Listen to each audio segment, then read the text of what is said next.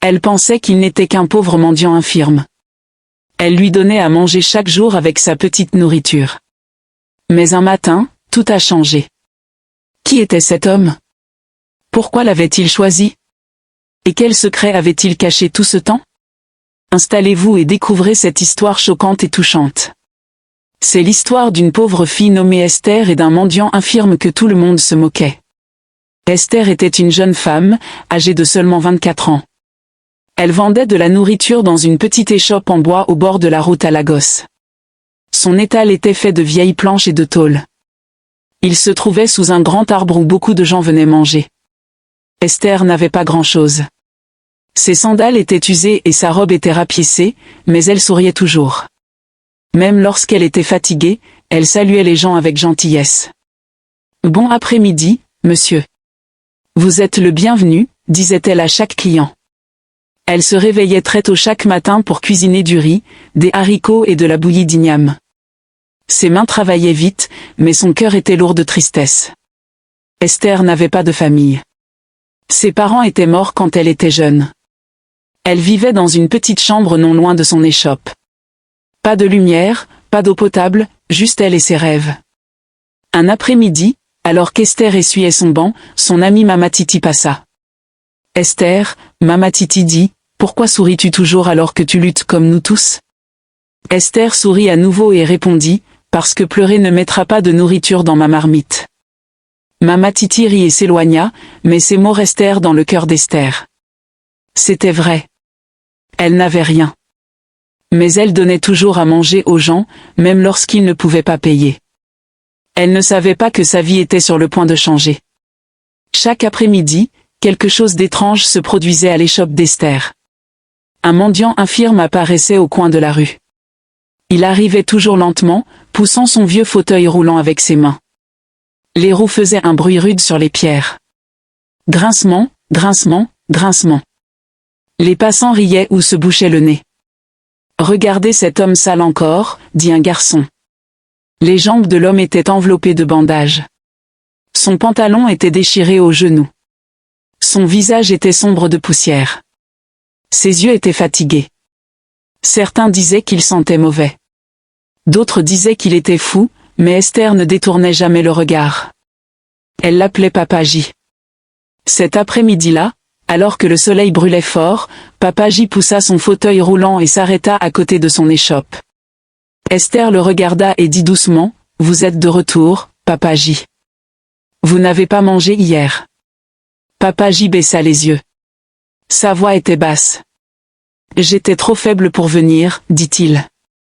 Je n'ai pas mangé depuis 2 jours. » Esther regarda sa table. Il ne restait qu'une assiette de haricots et d'igname. C'était la nourriture qu'elle voulait manger elle-même. Elle hésita une seconde. Puis, sans un mot, elle prit l'assiette et la plaça devant lui. « Mangez, dit-elle. » Papa J regarda la nourriture, puis elle.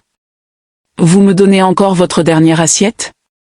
Esther hocha la tête. « Je pourrais cuisiner à nouveau en rentrant chez moi. » Ses mains tremblaient alors qu'il prenait la cuillère. Ses yeux semblaient humides, mais il ne pleura pas. Il baissa simplement la tête et commença à manger lentement. Les passants les regardaient.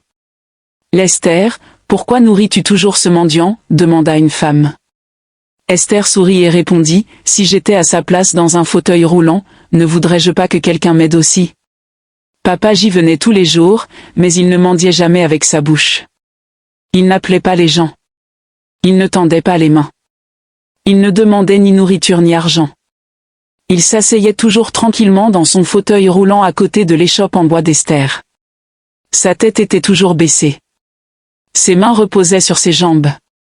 Son fauteuil roulant semblait sur le point de se briser à tout moment. L'une des roues penchait même sur le côté tandis que les autres l'ignoraient. Esther lui apportait toujours une assiette de nourriture chaude. Parfois c'était du riz. Parfois c'était des haricots et de l'igname. Elle le lui donnait avec un grand sourire. C'était un après-midi chaud. Esther venait de servir du riz jollof à 2 écoliers lorsqu'elle leva les yeux et vit Papa J à nouveau, assis tranquillement à sa place habituelle. Ses jambes étaient toujours enveloppées de vieux bandages. Sa chemise avait encore plus de trous maintenant, mais il était assis là comme toujours, sans dire un mot. Esther sourit et servit du riz jollof chaud dans une assiette. Elle ajouta 2 petits morceaux de viande et alla vers lui. « Papa J, dit-elle doucement. Votre nourriture est prête. » Papa J leva lentement les yeux. Ses yeux étaient fatigués. Mais quand il vit Esther, ils s'adoucirent. « Tu te souviens toujours de moi, dit-il. » Esther s'agenouilla et plaça délicatement la nourriture sur le tabouret à côté de lui. « Même si le monde entier t'oublie, dit-elle. Je ne t'oublierai pas. » À ce moment-là, une grande voiture noire s'arrêta et se gara juste devant son échoppe. La porte s'ouvrit lentement et un homme en descendit. Il portait une chemise blanche propre et un pantalon foncé. Ses chaussures semblaient brillantes comme si quelqu'un venait de les cirer. Il était grand et fort avec des yeux profonds. Esther se leva rapidement et essuya ses mains sur son tablier. « Bon après-midi, monsieur, dit-elle. »« Bon après-midi, » répondit l'homme. Mais ses yeux n'étaient pas sur elle. Il regardait Papa J. L'homme ne cligna pas des yeux. Il le fixa longtemps. Papa J continua à manger, mais Esther remarqua quelque chose d'étrange. Il avait arrêté de mâcher. L'homme fit un pas en avant et inclina la tête comme s'il essayait de se souvenir de quelque chose. Il se tourna vers elle et dit, « S'il vous plaît, donnez-moi une assiette de riz jollof. Ajoutez de la viande. » Esther servit rapidement la nourriture et la lui tendit. Mais en prenant la nourriture, il regarda une fois de plus Papa J. Cette fois, ses yeux semblaient incertains. Il ouvrit la porte de la voiture, entra sans un mot et partit. Le lendemain matin, Esther se réveilla tôt. Elle balaya devant son échoppe de nourriture et nettoya sa table en bois comme d'habitude. Alors que le soleil se levait, elle continuait à regarder au bout de la route. À tout moment, murmura-t-elle. Papa J va arriver. Mais les heures passèrent. Pas de fauteuil roulant, pas de Papa J. Vers midi, son cœur commença à battre vite. Elle alla sur le côté de l'échoppe et regarda aux 2 extrémités de la rue. Où est-il, se demanda-t-elle. Elle demanda à Mama Titi, la femme qui vendait des légumes à proximité. Tante, as-tu vu Papa J aujourd'hui? Mama Titi rit et agita la main. Ce vieux monsieur? Peut-être qu'il a rampé dans une autre rue. Il n'a pas de jambes. Esther ne rit pas. Elle demanda à 2 garçons qui vendaient de l'eau en sachet. Avez-vous vu le vieux monsieur en fauteuil roulant? Ils secouèrent la tête. Elle demanda même à l'homme à vélo qui était garé à proximité. Monsieur, as-tu vu Papa J ce matin? L'homme cracha par terre et dit, peut-être qu'il est fatigué de rester au même endroit. Ou peut-être qu'il est parti. La poitrine d'Esther devint lourde. Elle s'assit à côté de sa marmite de riz et fixa l'endroit vide où Papa J s'asseyait toujours. Ses yeux ne quittaient pas cet espace. Toute la journée, 2 jours de plus passèrent. Toujours aucun signe de Papa J. Esther ne pouvait plus sourire comme avant. Elle servait les clients, mais son visage semblait triste. Elle ne pouvait pas manger beaucoup. Même l'odeur de son délicieux riz jollof la rendait malade. Ses pensées revenaient sans cesse à Papa J. Lui est-il arrivé quelque chose de mal, dit-elle doucement. La nuit, elle s'asseyait seule dans sa petite chambre derrière l'échoppe. Elle tenait la dernière assiette qu'elle lui avait servie et la regardait. Papa J ne manque jamais un jour, dit-elle doucement. Même quand il pleut. Même quand il est malade. Alors pourquoi maintenant? Elle se leva, ouvrit sa petite fenêtre et regarda dans la rue sombre. Une brise froide entra dans la pièce, ses yeux se remplirent d'eau. Elle n'était pas seulement inquiète. Elle avait peur. Quelque chose ne semblait pas aller. Très mal. Et au fond d'elle, elle savait que Papa J n'était pas simplement disparu. Quelque chose s'était passé. Quelque chose de grand et peut-être de dangereux. C'était le 4e jour. Esther était assise tranquillement dans son échoppe. Elle était en train de couper des oignons et de dresser sa table comme elle le faisait chaque matin. De la fumée s'élevait du feu alors qu'elle faisait bouillir de l'eau pour le riz. À ce moment-là, une voiture noire s'arrêta devant son échoppe. Un homme grand en descendit. Il portait une casquette rouge vif. Ses chaussures étaient brillantes et ses vêtements semblaient chers. Esther ne l'avait jamais vu auparavant. Il ne souriait pas. Il ne la salua pas. Il s'approcha simplement de sa table et lui tendit une enveloppe brune. Esther la regarda, confuse. « Quoi ? Qu'est-ce que c'est ? Demanda-t-elle, tenant l'enveloppe avec deux mains. L'homme ne répondit pas. Il dit simplement, lisez-la et ne le dites à personne. Puis il se retourna et remonta dans la voiture. Avant qu'Esther ne puisse dire un autre mot, la voiture s'éloigna. Elle regarda à gauche. Elle regarda à droite. Personne d'autre ne regardait. Avec des mains tremblantes, elle ouvrit l'enveloppe. À l'intérieur se trouvait une feuille blanche. Elle ouvrit lentement le papier. Il n'y avait que quelques mots dessus. Venez à l'hôtel Greenhill à 16 heures. Ne le dites à personne. De la part d'un ami. Esther resta immobile. Sa bouche s'ouvrit un peu, mais aucun mot ne sortit. Ses mains commencèrent à trembler. L'hôtel Greenhill, dit-elle doucement. Mais je ne suis jamais allée dans un hôtel auparavant. Elle regarda à nouveau le papier. Son cœur battait vite. Qui a envoyé cela? Quel genre d'ami? Elle regarda au bout de la route. La voiture était partie. Elle regarda à nouveau le papier. Esther serra l'enveloppe contre sa poitrine. Elle regarda le ciel. Il était nuageux. Mais une chose était sûre. Elle devait y aller. À 15h30 précisément, Esther se tenait devant sa petite échoppe. Elle regarda le cadenas dans sa main, prit une profonde inspiration et ferma la porte en bois. Elle tourna la clé 2 fois. « Mon Dieu, s'il vous plaît, accompagnez-moi » murmura-t-elle. Elle marcha jusqu'à la route et arrêta un tricycle. « Hôtel Greenhill » dit-elle au conducteur. Alors qu'il roulait dans les rues animées de Lagos, Esther serra fermement l'enveloppe brune dans sa main. Son cœur battait vite. Elle ne savait pas qui avait envoyé la lettre. Elle ne savait pas ce qui allait se passer, mais quelque chose en elle lui disait que ce n'était pas un jour ordinaire. Après quelques minutes, ils arrivèrent à la grille de l'hôtel. Esther leva les yeux. Le bâtiment était très haut avec des fenêtres qui ressemblaient à du verre. Les murs étaient propres. La porte d'entrée était grande et brillante. Tout autour d'elle semblait être un rêve.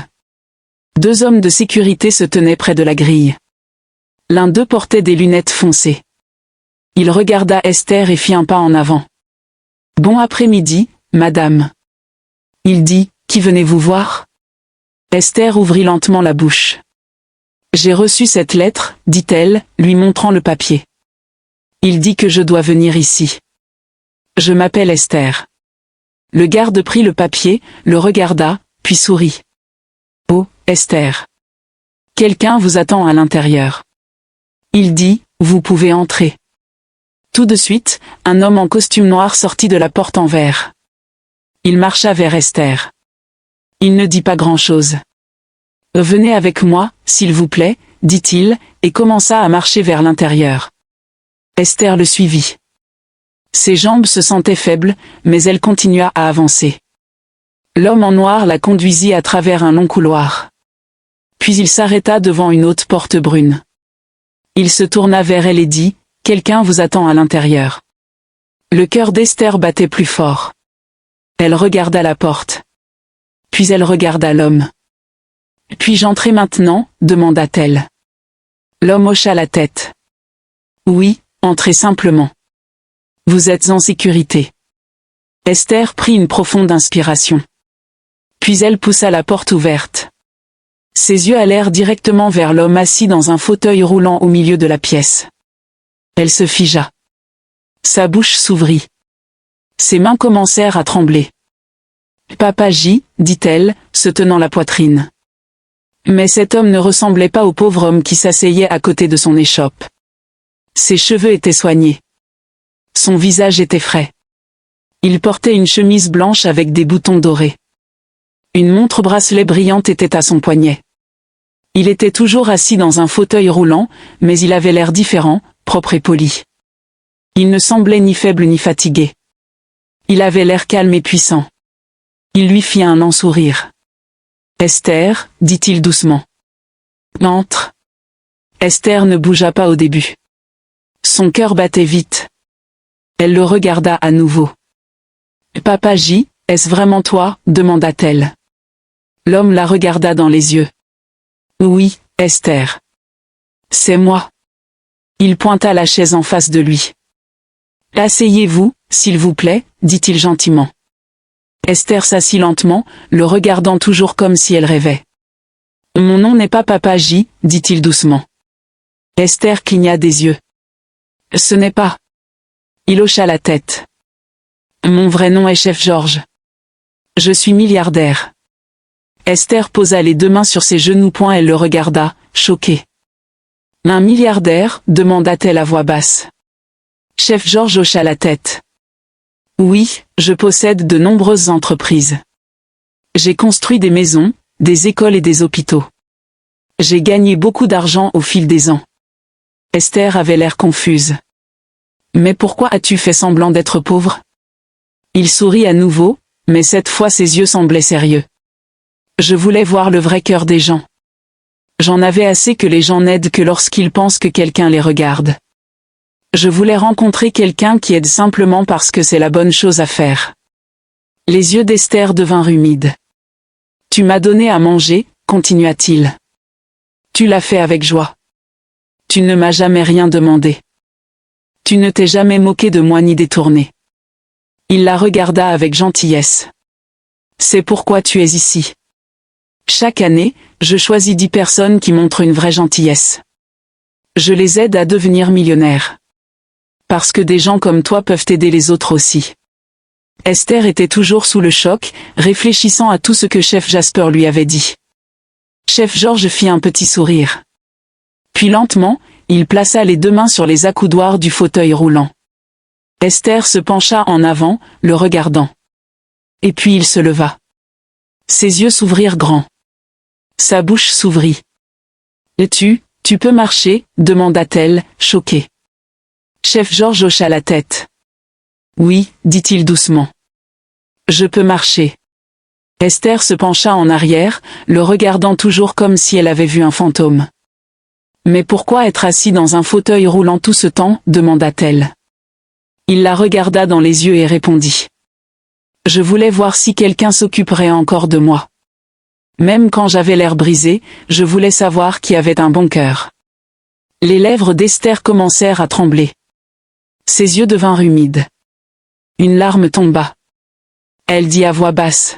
« Je ne t'ai pas aidé parce que je voulais quelque chose. Je ne savais pas que tu étais riche. Je pensais simplement que c'était la bonne chose à faire. » Chef Georges sourit à nouveau et s'approcha. « C'est exactement pourquoi je t'ai choisi, » dit-il. Chef Georges se tint tranquillement un moment, regardant Esther avec des yeux gentils. Puis il dit, « Esther, suis-moi. Il y a un endroit que je veux te montrer. » Elle leva les yeux, surprise. « Un endroit ? » Oui, dit-il avec un sourire. « Je veux te montrer quelque chose. Cela fait partie de ta récompense. Tu as un bon cœur, et les gens comme toi méritent de bonnes choses. » Esther se leva lentement. « D'accord, dit-elle, sa voix calme, mais incertaine. » Chef Georges se retourna et ouvrit la porte. Esther le suivit. Le couloir était calme. 2 hommes en costume noir attendaient déjà dehors. Ils firent un signe de tête à Chef Georges et marchèrent derrière eux. Esther regarda autour d'elle. Tout semblait encore être un rêve. Lorsqu'ils sortirent, sa bouche s'ouvrit grand. 5 grands SUV noirs étaient alignés dans le parking. Ils semblaient brillants comme des miroirs. De grands hommes en costume noir se tenaient à côté de chacun. Chef Georges se dirigea droit vers la première voiture. L'un des hommes lui ouvrit la porte. Esther resta immobile, choquée. Chef Georges se retourna et sourit. « Entre, Esther. » Elle prit une profonde inspiration et entra lentement dans la voiture. Dès que la porte se ferma, les autres voitures suivirent. Le convoi de 5 SUV sortit de la porte de l'hôtel comme dans un film. Esther était assise tranquillement, son cœur battant vite. Où l'emmenait-il? Et qu'allait-il lui montrer? Les voitures avançaient lentement à travers la ville. Esther était assise à côté de chef Georges, regardant par la fenêtre. Elle voyait des gens affairés marcher, des magasins ouverts, des bus en mouvement, mais son esprit était rempli de questions. Où allait-il ? Après environ 30 minutes, les voitures tournèrent dans une rue propre et calme. Les bâtiments ici semblaient neufs et fins. Des murs en verre, des panneaux brillants, de la peinture fraîche partout. Puis les voitures s'arrêtèrent. Chef Georges ouvrit la porte et descendit. Un garde ouvrit rapidement la porte d'Esther aussi. « Viens », dit chef Georges en souriant. Puis ses yeux s'arrêtèrent. Juste devant elle se trouvait un très grand et beau bâtiment. Ce n'était pas seulement une échoppe. C'était un restaurant de luxe de plusieurs millions, le genre d'endroit où seuls les riches viennent manger. Il se dressait seul, large et haut, avec des fenêtres en verre qui s'étendaient de haut en bas. Les murs étaient blancs et lisses comme du marbre. Les portes avaient des poignées en or brillant.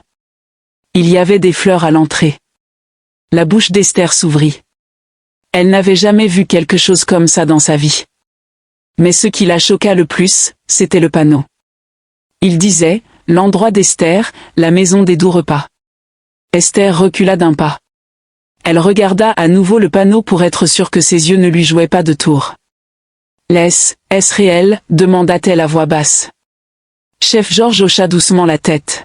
« Oui, c'est à toi. »« Là à moi » murmura-t-elle. Il tendit la main vers sa poche et en sortit un trousseau de clés, le tendit vers Esther et pointa vers la porte. « Entre !» Esther prit les clés et marcha lentement vers la porte. Ses mains tremblaient. Elle l'ouvrit. Ce qu'elle vit à l'intérieur la fit se couvrir la bouche. Le sol brillait. Les chaises étaient grandes et douces. Les tables semblaient faites de verre et d'or. Il y avait des lumières au plafond qui ressemblaient à des étoiles. L'air sentait frais. Tout était neuf et parfait.